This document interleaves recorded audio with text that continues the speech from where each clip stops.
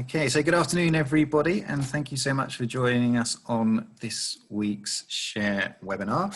I'm Paul, and I work here in the marketing team at eviivo. And joining me today, we have David Weston, Chairman of the B&B Association, Ian and Alex, as always, from eviivo, helping me host. And we also have Maggie along from eviivo today, who will be introducing a guest a little bit later on. And later on in the webinar, we have some guest speakers as always. And today the focus is very much on cleaning and what needs to be done sort of cleaning wise when we are able to go back and open up businesses again. Pertinent topic, something that's been very much in people's minds the last couple of weeks. So great to have a focus on that today. So we'll be joined by, or have a video with vacation rental consultant Dirk Johnson a bit later on. And also joining us live will be Liana Stevens from West Jura B&B and Richard Higgins from Vigilance Hub. And we'll hear about their take on what we needed to be done from the cleaning perspective when we open up again. And as I mentioned at the start of all of these webinars, this really is a sharing platform for you guys out there in the independent accommodation sector.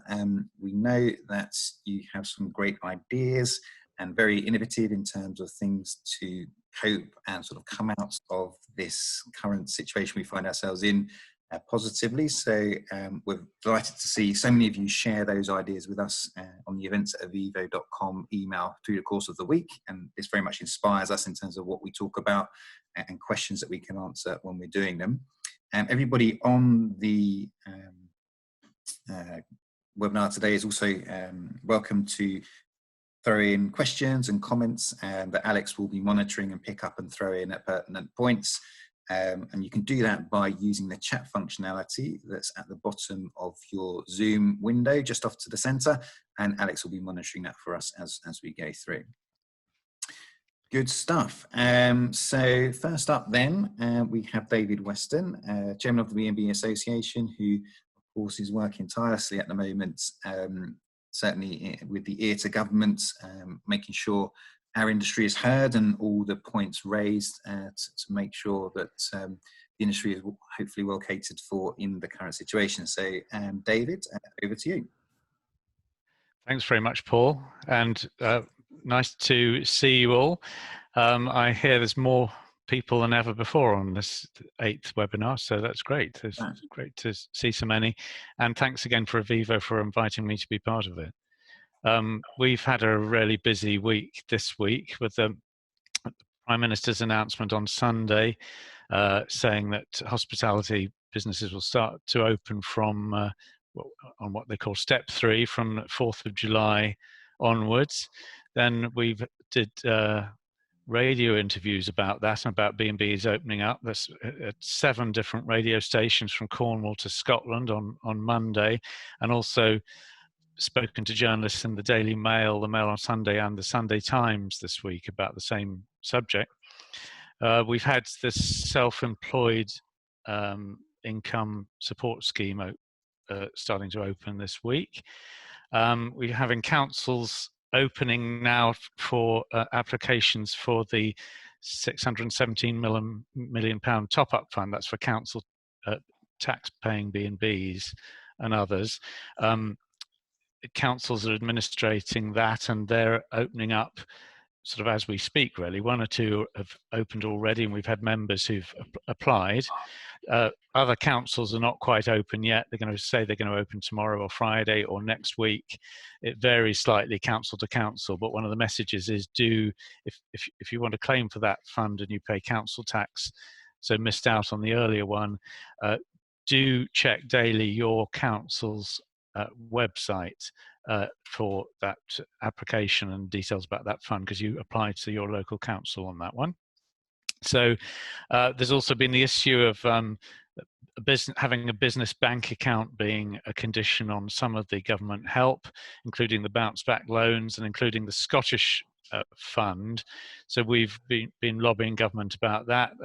Question was raised in the Scottish Parliament last week about it, and the First Minister agreed to look into it. And it was raised again at the Tourism Industry Council today. want having a business bank account to be a condition, because about 45% of council tax paying B&Bs run their B&B through a personal bank account, and that's quite HMRC are quite happy with that. So that's another issue we've been dealing with. The furlough scheme was extended, of course, this week. For anyone with employees, that's important news. Then there's been draft protocols on opening safely, which we touched on last week, been developed by UK Hospitality, our colleagues at UK Hospitality who represent the hotel sector. And on an earlier webinar here, we talked about a draft document on that kind of thing developed for hotels.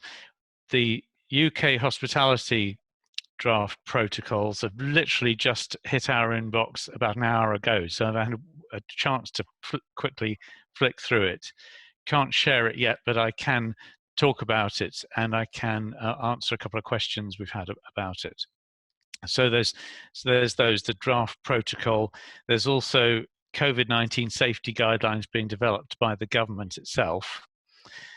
And separately, there's a kite mark scheme being planned by Visit England, Visit Britain, which will be an online portal where people can go online and fill in a lot of questions about their procedures and then get a kite mark. That's at an early stage, and that's being developed by Visit England, Visit Britain.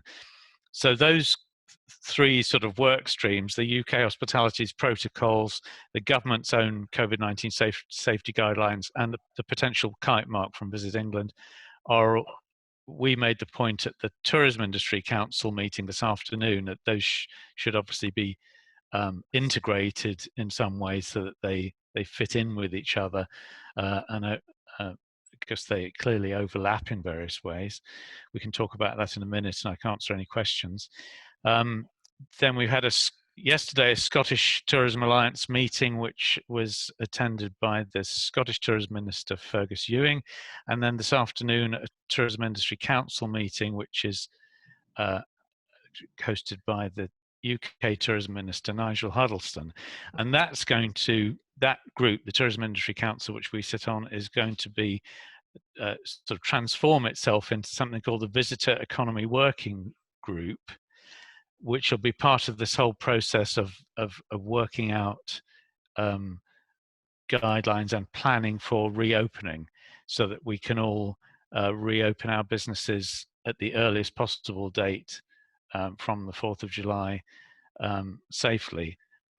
And we've been talking to government about wanting a very clear, very well-funded communications campaign, giving consumers the confidence to get out and about, travel, and go and stay in a B&B or guest house, hotel, a campsite, from July when we're allowed to open.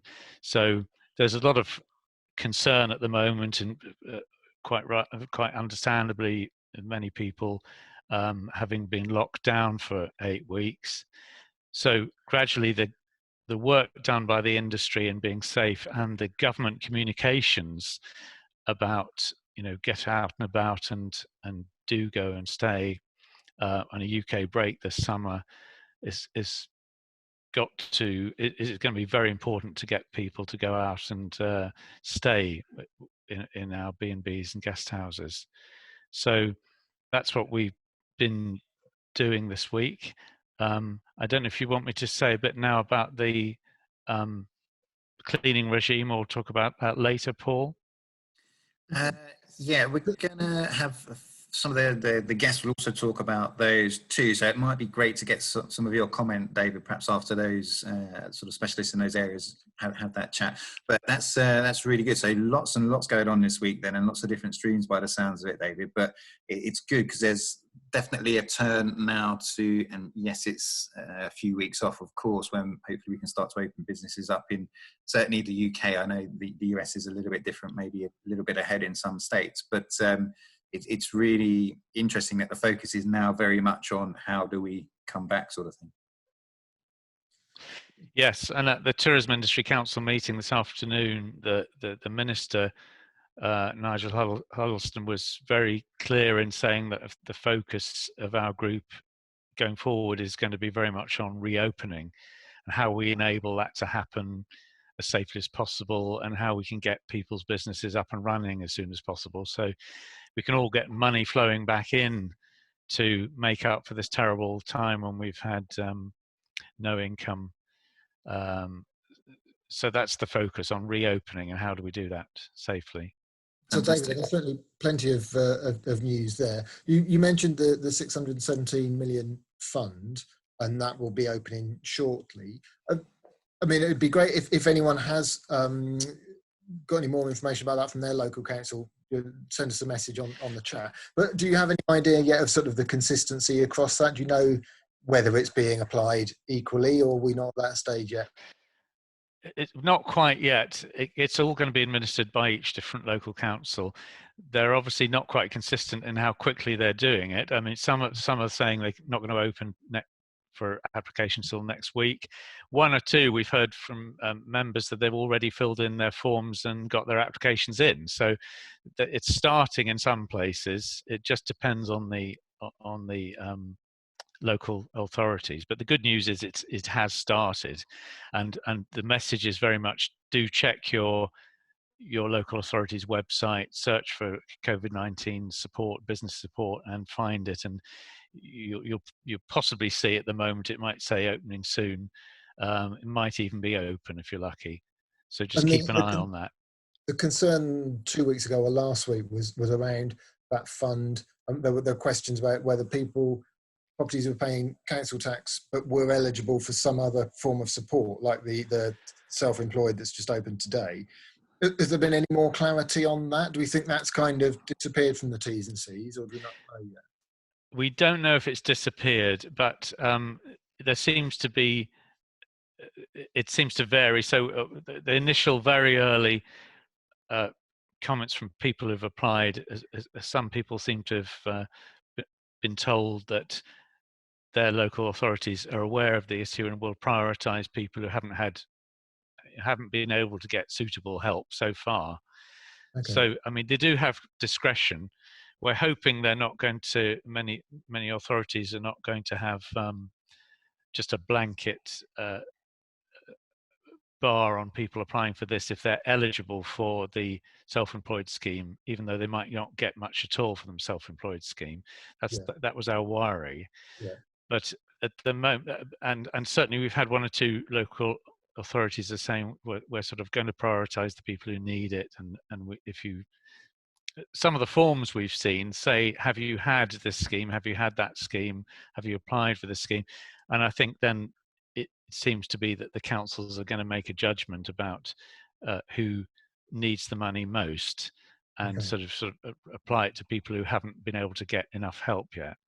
Yeah, So that's reassuring, because there was quite a battle to get to that stage of having the recognition of people paying council tax needing support. So yeah, and then there was a bit of a cloud over that, but it looks as if that cloud has lifted at the moment. Then. Well, it might be too early to say that, but certainly it's not across the board. So there's some early indications people are getting their applications in. It's looking encouraging in some, but it does vary from local authority to local authority. Yeah, okay. And yeah, just a message to people watching, and do let us know if you've had success or otherwise with that. Would be interested to hear from you. Great, thanks, Dave. Good stuff. That's great. Good stuff. Okay, David, we'll come back to you later on things cleaning once we've had an update from the first guest. So first off, I'd just like to introduce Maggie. Maggie, are you there? Hello, I'm off mute now. Maggie, how are you? Okay, so Maggie looks after marketing over in the US, and this week has had a very interesting chat with a bit of a cleaning expert over there. And in the US, I believe businesses are starting to sort of reopen again. So really pertinent for you guys in terms of this information. So Maggie, over to you if you can just sort of give us a bit of background, and then Alex will play the video that you did, and hopefully we can all learn lots about cleaning regimes. Yeah, that's perfect. So I was able to meet with Dirk Johnson. He's the founder of Housekeeping Solutions Team and the executive director of Vacation Rental Housekeeping Professionals. He also used to be an innkeeper, so he's just got a foot in or a toe in each world. But we were able to meet and ask him a lot of the questions that we've been receiving around cleaning and information about safety and updates around that. So really, really good. And obviously cleaning is across, it's worldwide, isn't it? At the end of the day, what goes in one country is super important for another. So it'd be useful to get his hints and tips. So Alex, do you have that video? And if so, hit play. Yes.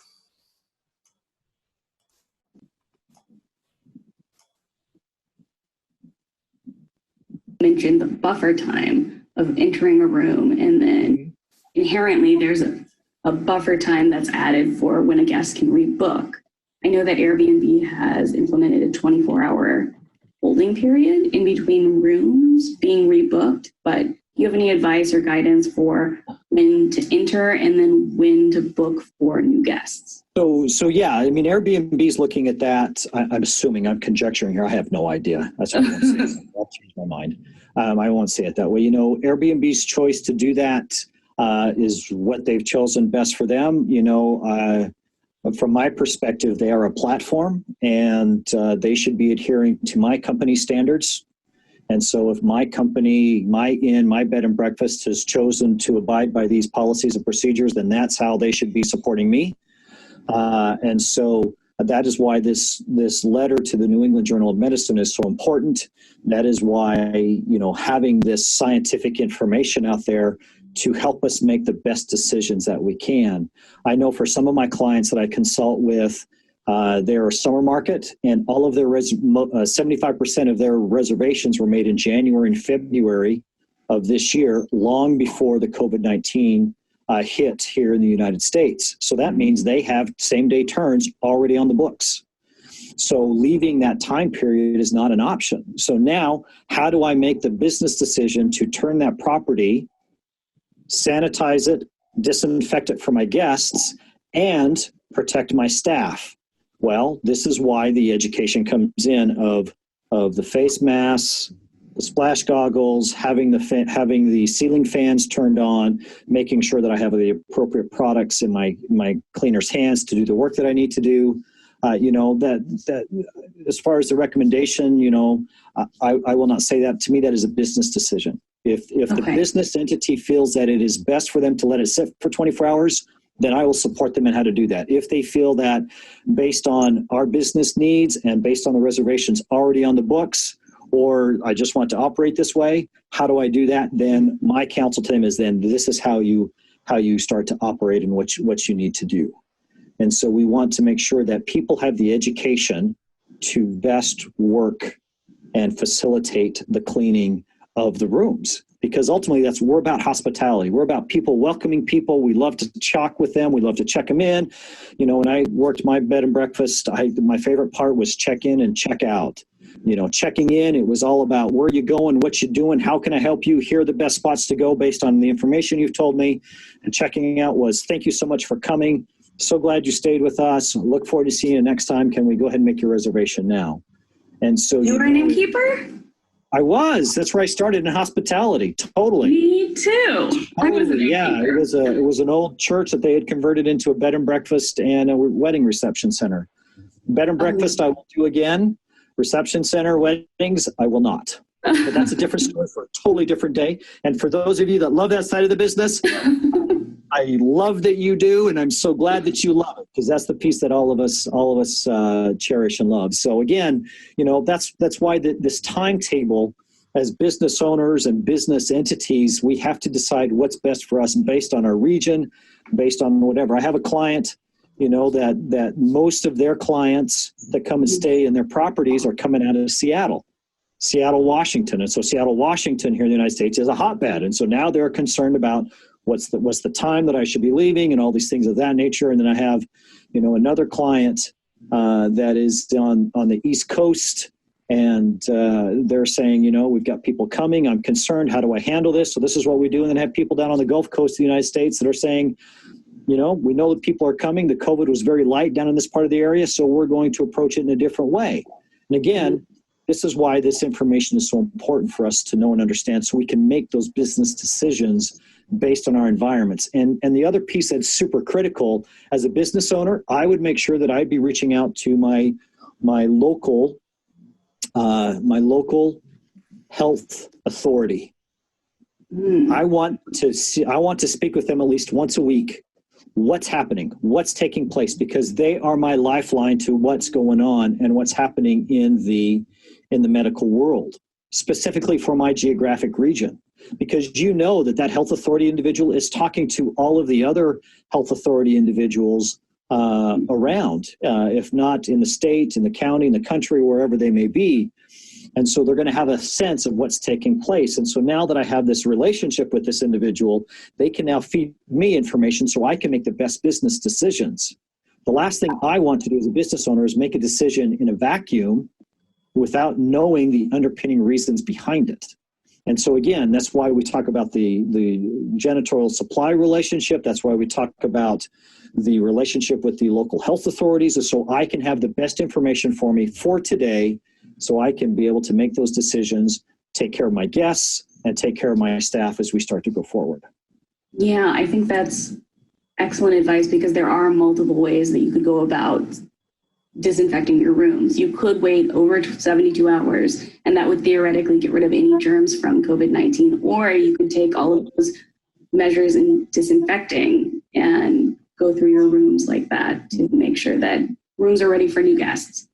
Right, and that's the key, right? That's the key, is how do I have this information so I can best operate my business? Most businesses I know cannot sit for 3 days between a guest stay. I mean, from a cash flow standpoint, that is exceptionally difficult. And I was listening to a webcast, and I forget the gentleman's name, but he you know, just as a COVID-19 patient needs oxygen, and he was very respectful in saying, this is the case, you know, this is a terrible thing. He was saying from a business standpoint, it's cash. Cash is the oxygen of a business. And that is so true. I was raised and taught cash is king. If you don't have cash, you can't work. And so, you know, as a lodging establishment, we have people who our business is built on people coming to stay with us. So now how do I get that cash? And then on the other side, how do I ensure that I'm able to protect my guests who are coming, clean up after my guests who have departed? And so then I can have this lifeblood of cash in my pocket to pay and to do the stuff that I need to do. And so that's why it's important to have this information, not only from a cleaning standpoint, but from a business management standpoint and from a health standpoint, so I can be looking at this information from day to day, hour to hour, and week to week to make the best decisions of what's taking place and what I need to do. There isn't a lot of information on soft, like porous items, and how we should be going about washing items that aren't regularly cleaned in a hotel or a bed and breakfast, like inside of a duvet or throw blankets that might be kept for additional blankets, or the inside of a pillow, and how to move forward with those. Yeah, so let's start with the pillows first, because that's a simpler question. On the pillows, I would have a pillow protector, and I do know some people who are doing a double pillow protector with a pillowcase, or they're doing double pillowcase and a single pillow protector, and then they would take, as the cleaners walk in, they would take, you know, the top 2 layers off and leave that 3rd layer there, and then if there was, you know, a drooler that stayed in the night, or if there was a bloody nose that happened in the middle of the night or something like that, then we could replace the whole pillow. But it's all about, you know, making sure that I have those multiple pieces to protect that pillow. And pillows like can be a plastic case, or? No, it's actually, it's like, so a pillow protector is a pillowcase with a zipper. Oh, okay. So it actually hugs really tight the pillow. And they come in different sizes, and also I wouldn't do the waterproof one because they're crinkly and they get really hot. And so you think about what's the closest thing you have to your guest? It's your linen. So we want to make sure our linen is washed appropriately in the appropriate machines with the appropriate time, temperature, mechanical action, and chemistry. We want to make sure that all of those things start to to play into that laundering process. And so now I'm a fan of so to your question about how often to launder, the items inside the duvets, particularly in this world, we want to wash those more often than we would have. Again, because we're talking about sneezing, we're talking about drooling, we're talking about all these other things. And so making sure that you have enough of those blankets to pull one out and put one back in the sheet duvet or the duvet cover, is going to be very important. And this is why the sizing of your laundry machine, so this is a whole different topic. The whole laundry topic is one that would have to be, is a conversation for the time we have today. You'll have to come back. I would love to come back to talk about that. So now let's talk about, so on the bed, I would pull any and all throw pillows. I would pull all of those throw pillows out. The less that I have to work with and that can catch and hold on to those germs or the virus, the better. And then I would, again, this is where my relationship with my local janitorial supply company comes in, because some of the disinfectants that will kill COVID-19 on the hard surface can be used with a sprayer to spray on the soft goods to kill the viruses. And so rather than, because on this bottle, you'd have a pump sprayer where you squeeze it with your hand, you can get these garden sprayers like this, where you take and you pump it up like this. It creates pressure inside the canister, and then you push the trigger, and then it just sprays out. So then I could spray with that disinfectant now, because now I can sanitize, remember, because disinfectant requires dwell time on a hard surface, where I can sanitize my soft goods. So now I could spray this on my curtains, I could spray this on my carpet, I could spray this on those things. So then I could sanitize those soft areas then with the same product that I'm already using on the other ones. Now, again, that's why you really have to work with your janitorial supply company or individual to know what products work for both ways and how that works to make sure that I can do that. And maybe you have two, maybe you have one. And so that's why you have to have this relationship to make sure you have the right tools in your hands to accomplish the task that you're looking for. When we're talking about disinfectants, do smaller properties and independently owned accommodations need to start thinking about hospital-grade disinfectants? I've seen that term thrown around a lot. Or are they still able to use disinfectants they can get from like a box store? So right. So to me, when I start looking at my products that I'm cleaning with, the best partner in my cleaning product arsenal is going to be what I refer to as the local janitorial supply store. Mm-hmm. The local janitorial supply stores or Jan San stores, however you want to refer to them, they will sell to companies of all sizes. The one that I use here in my local neighborhood or city, they see me about 5 or 6 times a year. The person at the will call office or the will call desk, he knows my name, even though I'm only in there a couple of times. And so what I'm saying is no account is too small when you go to pick it up. And that's why I say buying a commercial product is so important, because now the product can do a lot of the work and save the elbow grease, which is what I want. Because the ideal product is I spray it on the surface, I let it dwell, it breaks down the body oils, the soap scums, it kills the viruses, it kills the microbes, and then I'm able to come behind with my microfiber rag, wipe it up, and move on. There's no rinsing necessary for that. So again, the local janitorial supply company is the best place to go, and they will also be able to tell you what products they have available, because the supply chains are all messed up. And so they're out there trying to buy whatever products they can that have been tested against COVID-19 specifically, and will be able to address that specific virus. And so having this relationship with this local janitorial supply company will allow me as a small independent innkeeper or small independent business to have this inside track, so to speak, to know that when the truck arrives, I have a couple of liters or a couple of quarts of product that are available and coming to me in the midst of everything that's going on. Again, my local janitorial supply company here, when I talk to my rep, she says when the truck backs up to the dock, everything is sold on the truck. And so we want to make sure that as a cleaner, right, in the hospitality world, that I'm able to provide the best product and the best cleaning. So I want to make sure that the product on that truck has earmarked for me so I can have that. Now, it's curious because as we talk about this, because I'm a commercial entity, I have to ensure that I use commercial products. So that means a bottle with, you can't see it because of my light, but a bottle with a Sharpie label is unacceptable. You have to have a bottle with a manufacturer's label. Oh. Otherwise I'm out of compliance. And so this is why we have to pay attention to what is being said to the general public. And then we have to look at it through the lens of, I am a commercial entity. How do I apply what I'm being told?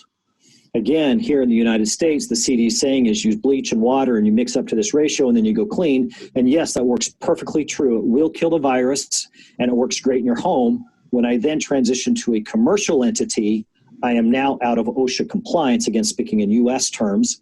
I'm now out of compliance. And so that means if I am inspected, then I can be levied with fines and so forth. And so, you know, to our friends in the UK, I would have to do some research to know exactly how that plays out. Again, I do know that it is a standard that everybody has to have a proper label on their bottle for the product that's inside. And that's why I say buying it from a local janitorial supply company will go a long ways in helping you get a good product, good tools, and to always have the product that you need, even if it's different, you know, from month to month or week to week based on what the supply chain is able to provide and what they're able to get for you. Great. That's really good, really insightful from Dirk there, Maggie. Sounds like a really interesting conversation. Couple of points that sort of jumped out at me there was, the need for guidelines, but they're not all going to fit the same across different businesses. So there needs to be that piece about thinking around how they're going to be implemented in certain businesses and the whole sort of relationship that's needed with your suppliers on this sort of thing as well. Yeah, can I make a comment on that? I was going to ask David, what were your thoughts? Yeah, in the UK context, I mean, what is happening here is the government are working on what they call COVID-19 safety guidelines for each business area. They're going to be very high level, not very detailed practical things, but very high level sort of principles. Then at a much more practical level, UK hospitality have been working on very practical guidelines on how businesses can open safely, and that's based on actual experience of hotels and guest houses being open during the lockdown and actually serving guests.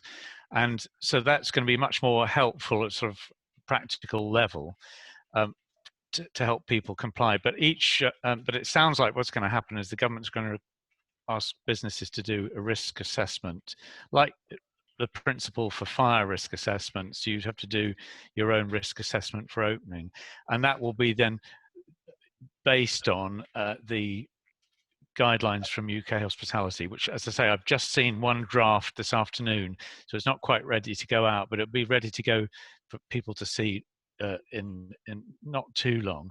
And I think there's been questions on the 72-hour thing, and it was touched on by Dirk there. People being worried that, am I going to have to leave 72 hours between bookings? Certainly the government, what we know so far, the government guidelines certainly won't have that level of detail. And I've flicked through the UK hospitality draft protocol, and that doesn't say that, other than it does mention the 72 hours in that, as Dirk said, if you leave a room or soft furnishings, things you can't clean easily by disinfectant for 72 hours, the virus will die. So you can, what the guideline is saying is, if you've had a suspected contamination, if you've had a guest that you realized has symptoms and might have COVID-19, then the guideline would be to leave that room for 72 hours to be safe. But just normally between guests that aren't infected, the guidelines that I've seen, the drafts won't say anything about leaving 72 hours or even 24 hours. You can clean the room thoroughly using the right products and all the rest of it. and not have to leave extra time between guests, because as Dirk said, that would be very, very difficult to cope with commercially, and especially when you've already got bookings for July and August. If you have back to back, you don't want to have to leave gaps between them. So it doesn't look as if that will be in the UK guidelines, but there will be a lot about cleaning procedures, obviously. Fantastic. Thanks, David. No, really interesting, and of course there's going to be slight nuances between different markets and different properties, of course, but some really good general stuff there, I think, from Dirk. And Maggie just mentioned that whilst we've pulled out the snippets there on that video, just for today's webinar, there is extended sort of the full length of the interview. I think Maggie's put here is 38 minutes, so there's more stuff in there. We can perhaps put that up on the coronavirus pages, eviivo.com/coronavirus pages. We have those for UK and for US. So we'll try and get that up there, that people can watch the full video if they want to. Good. Okay. Before I sort of introduce the next guest, who's also super well placed to sort of comment on the cleaning side of things with regards to B&Bs, Alex, any sort of any sort of general questions that might be pertinent to throw in at this time? Or we've had a few on cleaning, but I think it will be either covered, or if not, I'll raise it shortly when we discuss it in more detail. Okay, fantastic, thanks. Right, so then next up, delighted to have Liana Stevens on the webinar with us today. She's from Wester Jura B&B up there in Cupar in Scotland. I understand it's very cold up there today, Liana, from what you were telling us earlier. But Liana's uniquely placed to sort of comment on this subject. Liana, are you there? Yes, I am, yes. Hello, Hi, everyone. My background, I am a first degree biochemistry, working in hospital labs, went into working in environmental health and requalified as environmental health officer. I now, in addition to running bed and breakfast, self-catered, I run a training business as well in food hygiene, health and safety. And your property up there, just a little bit about that. And I understand you've got guests there at the moment as well. Yes, as a result of COVID, we are not doing bed and breakfast, but we do have self-catered properties where I have one healthcare worker, a pharmacist, she's in one property, and I have another healthcare worker in another property. And we decided that was the easiest thing to do, was to allow them the isolation that they wanted for work, and also to keep them separate from us as well, in case they were bringing something back to us. Yeah, absolutely. So great that you're managing to sort of keep going with a few bookings coming in, but of course you probably more than most are very well aware of what we know about the virus and what the impact can be on your B&B. What other sort of things have you had to sort of change about sort of coping with those bookings or being able to facilitate them? Basically to make sure that we've isolated them as much as we can from one another, from any other guests. So our check-in is done by a self-check-in. I actually meet them at the premises to say hi, but to go through anything that they might need to know. But after that, I just basically give them, the doors open, their own keys are inside, and I leave them to it on the basis that if there's any problems, they can phone me, video message me, whatever. And much as that takes away from a lot of the nice part of B&B, the nice part of request accommodation, it protects them and protects me from them.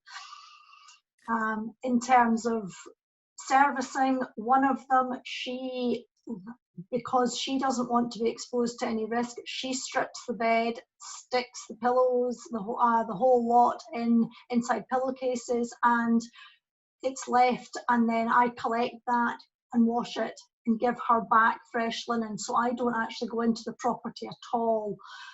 That's a decision that's been made on a risk assessment basis between myself and her, and it's probably been led by her to some extent. In terms of the other guests, I leave 72 hours. Now, I know we've had this debate over 72 hours, but on the basis of the government guidelines on the 26th of March and my own clinical background, reckoned that you cannot effectively clean to a level where there's no viruses left So we decided that we would leave a 72-hour window, and that's a commercial as much as a sort of personal operation. I don't do single nights, so very much not like a hotel, like Travel Lodge, where you're turning people in and out. It's much more an accommodation service.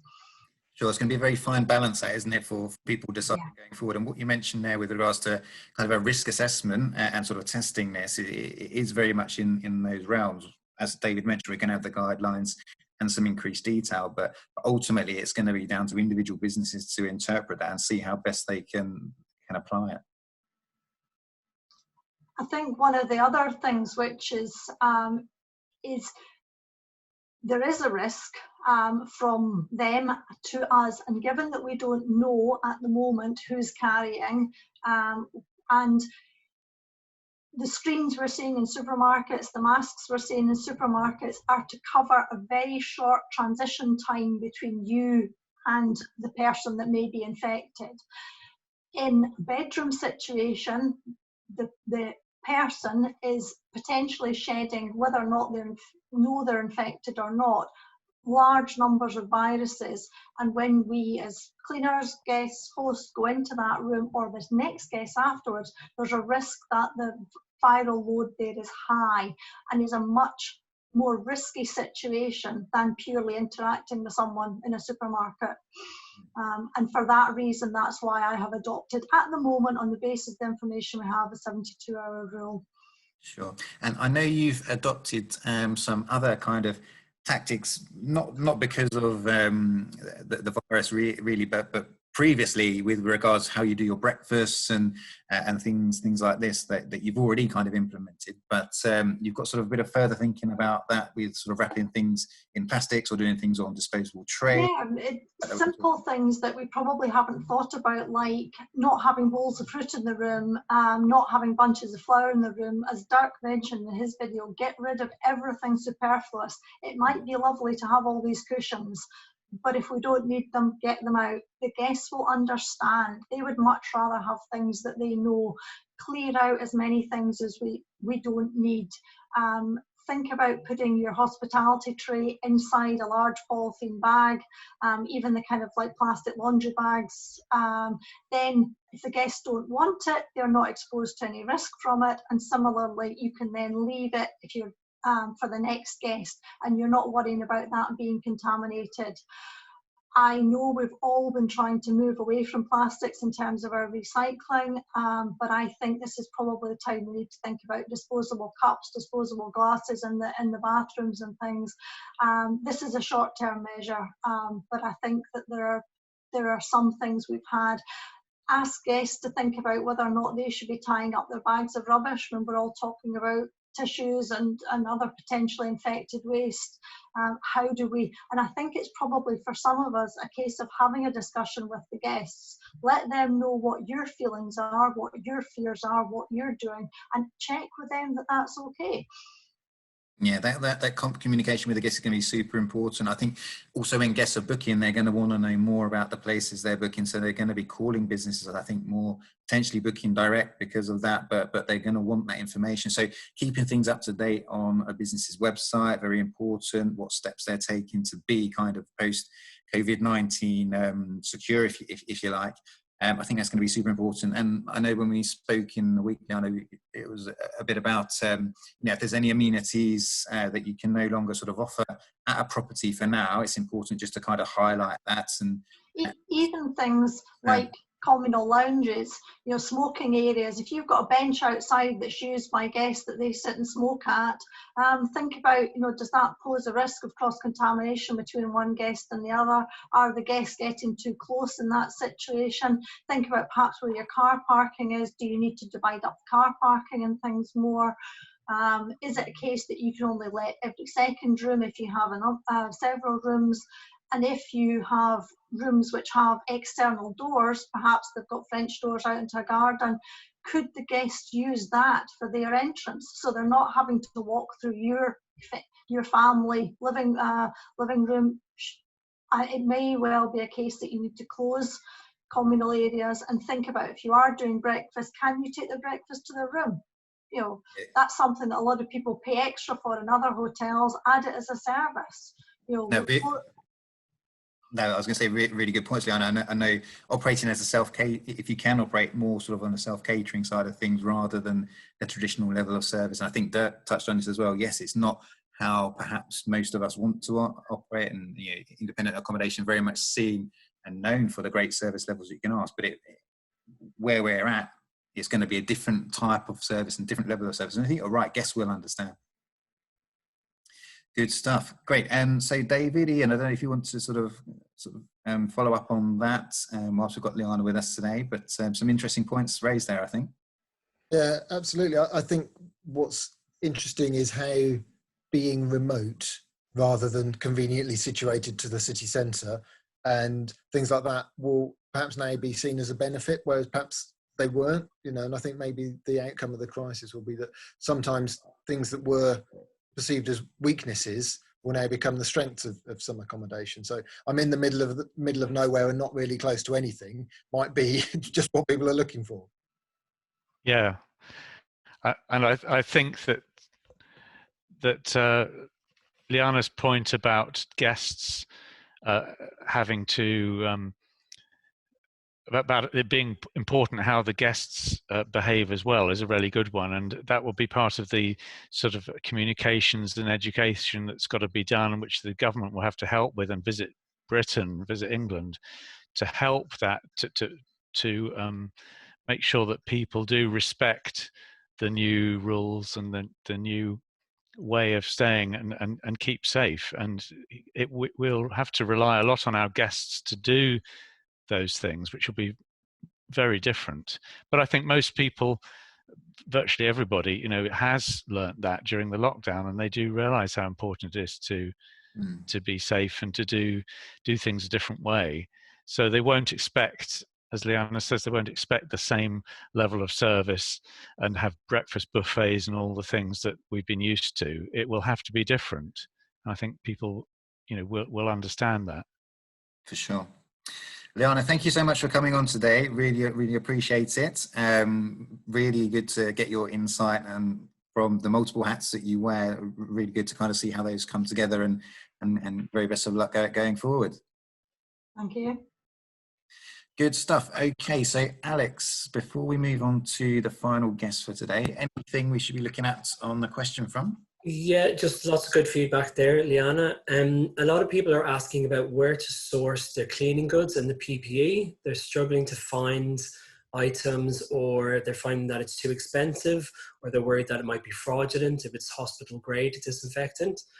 We don't have any specific suppliers ourselves, but if people have any ideas of where they can look for it or some suggestions, they could let us know.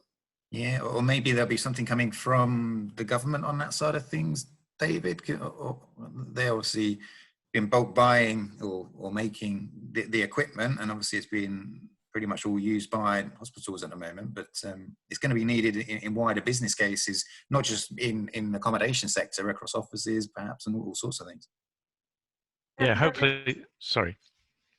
There is a suggestion, certainly, that the WHO guidelines say that 1,000 parts available chlorine, which probably doesn't mean much to people, but Milton, the normal baby sterilising fluid, it's cheap. It can be used, and actually on Milton's own website, they've said that you can use that for disinfecting hard surfaces, tables, floors. You can't use it on soft furnishings because it will bleach them. But again, if we come down to taking out all superfluous things from rooms and just restricting the number of sort of soft items we have, there are some spray sanitizers, but I'm not sure that they actually fully comply with the WHO guidelines, and it'll be interesting to see what comes out from other trade associations. I think the sort of thing is to try and leave some separation in terms of time to reduce the viral load, get rid of everything superfluous that you don't need, and then your contact surfaces.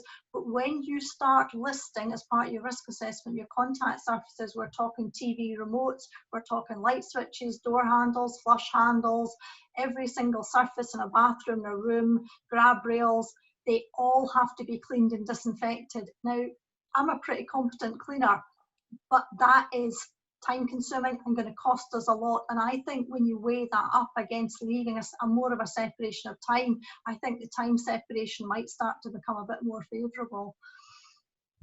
Yeah, it's good. But it's going to evolve, isn't it? It's going to be interesting to see exactly how that's going to best work. David, did you want to comment just before we sort of jump onto the final guest? No, I think Liana covered that very well. Yeah, agree. Yes, I don't think that the guidelines will mention things by, they certainly won't by brand name and that kind of thing, but they may well, as Liana says, specify active ingredients and percentages and things, and that will help us find the right products. And it's good to know that some of them we can get cheaper than others, and that was good advice. Yeah, and perhaps something for us to think about, Ian, on the coronavirus pages on eviivo, if we can source or find some suppliers, or even do something with Marketplace maybe, where we can get some suppliers on to kind of facilitate that. Yeah, that'd be good. Yeah, we'll keep an eye out for that. Good stuff. Okay, great. Right, so final guest today, Ian. You're going to be interviewing. Yes, so sort of carrying on with our sort of cleaning and risk theme, I'd like to welcome Richard Higgins, who's owner of Vigilance Hub. Richard, are you there? I can't get Richard on the line, actually. I think he may have dropped out of the session. Oh. Yeah, unfortunately. We were chatting, but I can't seem to locate him now. Okay, he's dropped off of the call. Okay, so Ian, you had a chat with Richard, didn't you? Yeah, I mean, so some of the things we were talking about, and I don't want to speak for Richard. I mean, he's a risk management expert. That's his background, and he has a company called Vigilance Hub, which sort of assesses risks with hotels across the world. And we were really talking about how COVID-19, and this has really come up before, but how the issue is one of risk management and risk assessment. So it's not just about cleaning, it's about weighing up the whole sort of sides of cost versus benefit kind of thing, as Liana was saying, and how you help reassure people that they are safe without frightening them. We were talking, for example, about if you're in a location where there's security issues, when you go into the hotel, you perhaps want to see some guards on the door. You don't necessarily want to know exactly what the situation is behind the scenes, but you want to know that somebody has taken care of the situation so that you don't need to. And with something like COVID-19, it's that kind of knowing that things have been thought about and considered and taken on board. And you know, not necessarily knowing what temperature things have been washed out or what detergent proportions things have been had, but that sort of having sufficient information on your website and on notices that say what measures have been taken.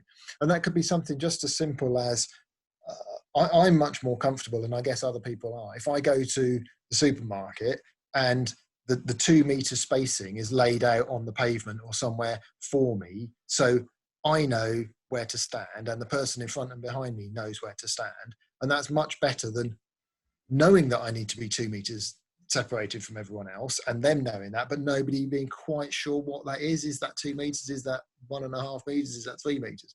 And so what we were talking about was the sort of the reassurance that businesses can give by things like having that, so that people don't have to think about it too much for themselves.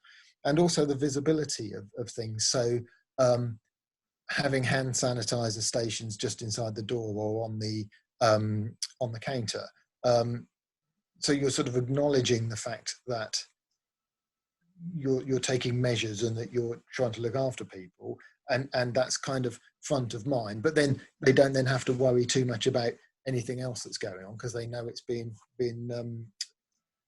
dealt with.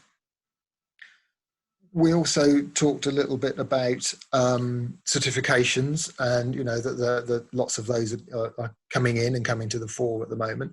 And I guess we'll do an update in future weeks as to how many, you know, what those things are and what the consistency is of those. I think that's something that we need to keep an eye on so that everyone's working on the same messages.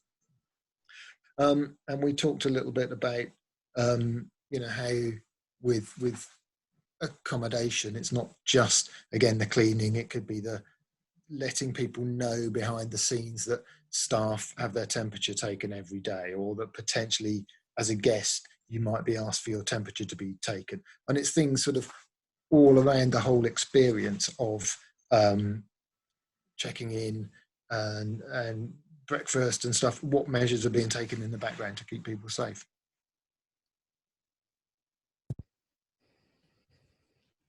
So I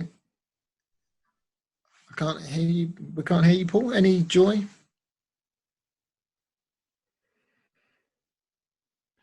I think he was just on mute. We got some feedback in through the chat. Claire has mentioned fogging, which I'm not sure if you've heard of. So yeah, you can fog the whole room basically in a smokeless dry mist. And I think that's something that Dirk mentioned it on his video. I think it sounds a bit like the kind of thing you used to poison moles in your garden. Yeah. Yeah, that kind of a disinfectant sort of spray kind of thing. Yeah, and then I think a couple of people have made mention of the sort of loss of soft furnishings, and I think that's going to have some interesting knock-on effects, because if you think about photography of B&Bs on websites and stuff, and the way there's lots of nice throws on the beds and cushions, and we've done workshops on photography before, and we've kind of said try and make the room look enticing and comfortable, and there's all these cushions. We're going to be moving towards a hospitality aesthetic, which is much more stripped down, minimal, straight lines, no fluffy curtains and extras kind of thing. It'd be interesting to see how people perceive that when they turn up in their room. If you imagine you're going to a lovely old manor house property with a 4-poster bed with a chaise longue and a blankets and throws and things, how that's going to be perceived by guests, I think is something we'll have to keep an eye on. Yeah, I think you're right, and it's that communication piece, isn't it, Ian? On the websites, reassuring guests that it is safe, and that kind of maybe even the measures that businesses are going to make sure it is safe, but also conveying, and to Liana's point, that some of these activities that may have been at the property before might not be there because of not being able to offer them safely, or the decor might be different to what the photos are, because the environment's being made safe as possible. And I think guests will understand that. Everybody knows about it now and knows what the issues are. So something Richard and I were talking about earlier was behavioural change. I mean, we sort of talked today about almost imposing things on people, but we were talking about how there's actually a willingness for people and a desire for people to feel protected. This isn't just about saying to people, you can't do this, you can't do that. You've got to stand there.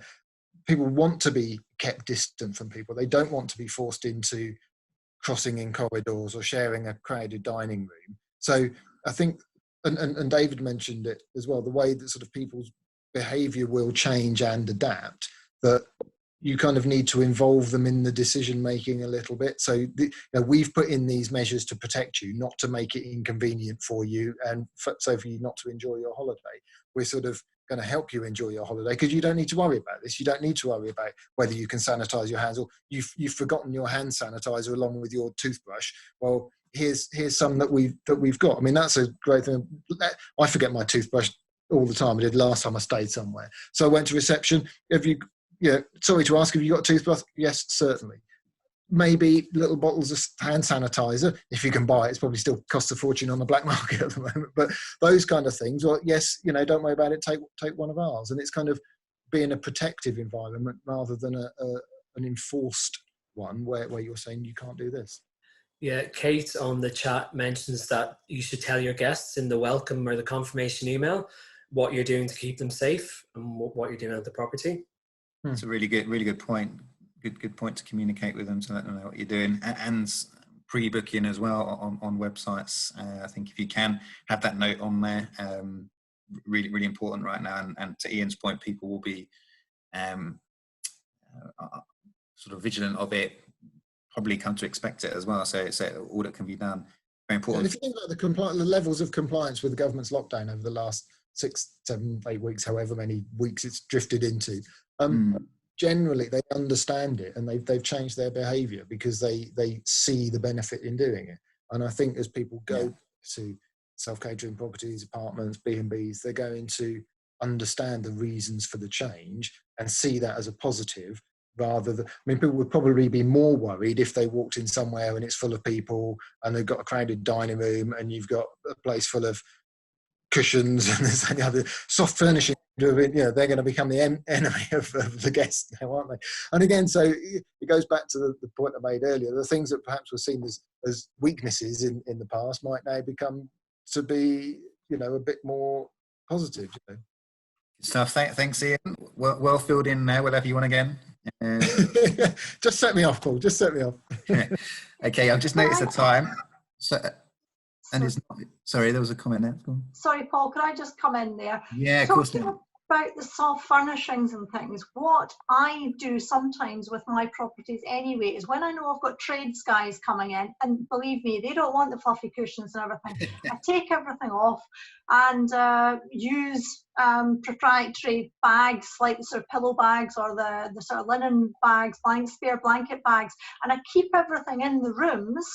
So in the top of the wardrobe, on the top of the wardrobe. So if guests then want that, they know that it's been sanitized from the last time it was used. If they want to put a fluffy cushion on their bed because that makes it seem more homely, they have the option. And I think you can use steam cleaners on some of the things, and the virus does disappear after sort of 72 hours or so. So it doesn't mean that you totally have to, like talking about things like chaise longues or soft furnishings or sofa beds and things. We're not saying they can't be there, but you need to risk manage them. Yeah, really good point. Great. Well, we've sort of come to the end of the hour today. But I think we've really started to scratch the surface on cleaning. It's a big subject, and obviously it's going to become more so over the next few weeks as those guidelines are sort of put out there and hopefully flexible enough to be applicable to all the individual businesses out there. But it's been a really good conversation today. So thanks again to everybody for coming on. Thanks, Maggie, for your interview with Dirk. And thanks, Liana, again, so much. You've been really insightful with regards to the kind of theory behind it, but also the practicalities of implementing what we're all going to need to do going forward as and when we open up. Thanks, David, for being on again this week. Look forward to hearing from you again next week. And sounds like you've made some great steps forward this week at that government level. So that's been brilliant. Hopefully I've thanked everybody on the call. Alex, Ian, as always, thanks for your help, and thanks to everybody that's listened as well today. As David mentioned, we have had record numbers of people listening in today, which is great. So hopefully you guys are finding it interesting. Do please keep sending in your ideas and information and questions to events@eviivo.com. We try and structure these webinars to respond to the needs of you guys out there in the market at the moment, what you need to find out and what would be useful. So events@eviivo.com is the email address to send things through to.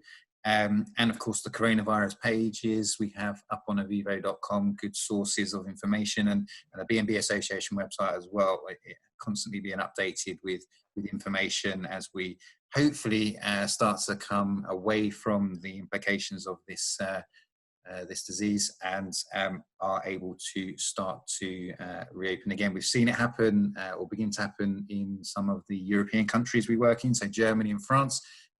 We have a date hopefully of the sort of 4th of July. Hopefully we can hit that and start to open up again. Good stuff. All right. Thanks then everybody for being on today. We'll end it there. This this webinar is being recorded, so it will be up on the share pages on the eviivo website should you want to revisit it or have only caught a bit of it today. It will be there to be viewed as well. Good stuff. Oh, I should finally point out for eviivo customers, there is an eviivo masterclass happening again tomorrow, Thursday at 4. That's something focused this time on websites, how to update those websites, what needs to be on those websites as we go into this sort of post COVID-19 era. So there'll be some useful hints and tips on there to join in. You'll have been emailed the details for joining that. I think that's it. Thanks again. Have a good afternoon. So. Bye.